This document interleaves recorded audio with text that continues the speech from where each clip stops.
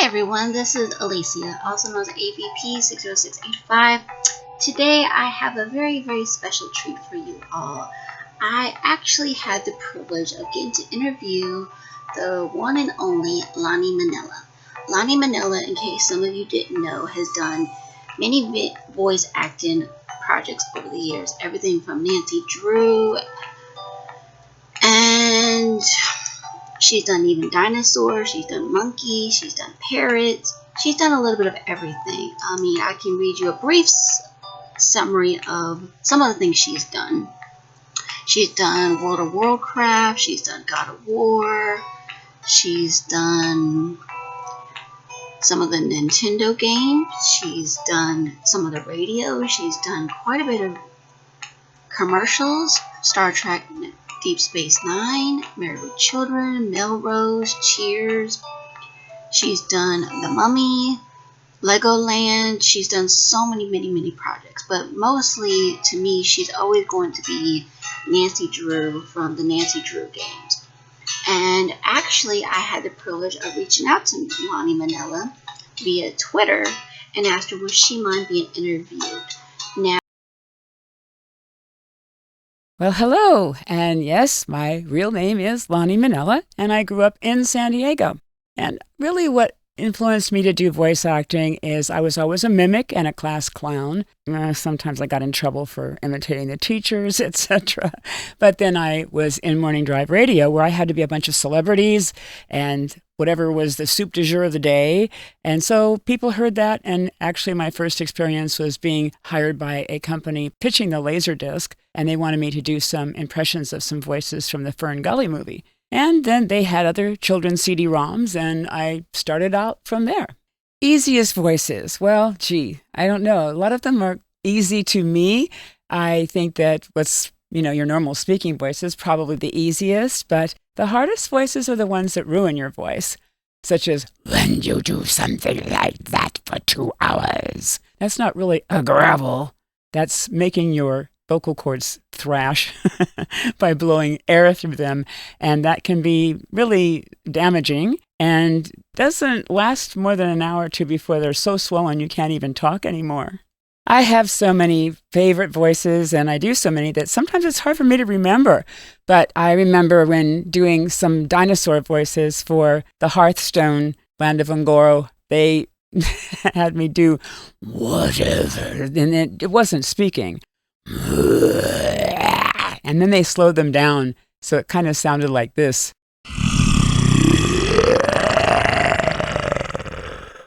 Always love to do new challenges and end bosses and even alien and insectoid noises. It's great to do a variety of things, I think.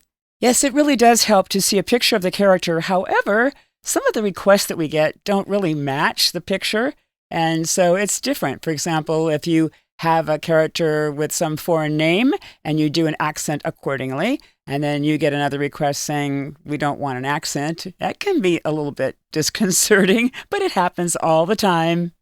I don't think there's a character that I would never voice for. I think that I prefer not to do work for political or religious things that are against my better judgment or things that are against the environment. I think one of the best experiences is we worked for a British client that was here in town. And every time we would do something, they would say, ace or brilliant. And we'd never heard that before because we normally don't get a whole lot of encouraging and flattering comments after we do our work. But it's always nice when we do that. Especially nice to hear good things when this industry is full of either no feedback when you do auditions, or you just don't know what you're up against unless you're on my side of the fence as a casting director. And oftentimes, when I get the decisions after submitting a bunch of people that have auditioned, I kind of scratch my head and go, really? You wanted that one? Okay. As far as being recognized, I don't think that's really something that me as a voice actor and not on camera care much about.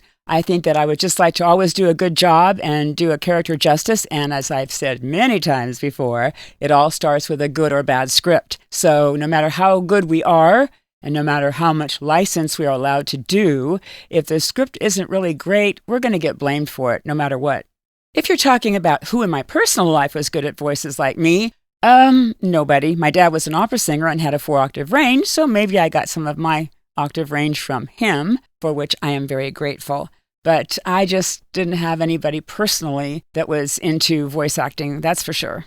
It depends on how much voice control you have. In general, it's a good idea to stand up because you open up your diaphragm, and people who want to be reading audiobooks or have a lot to do might sit down.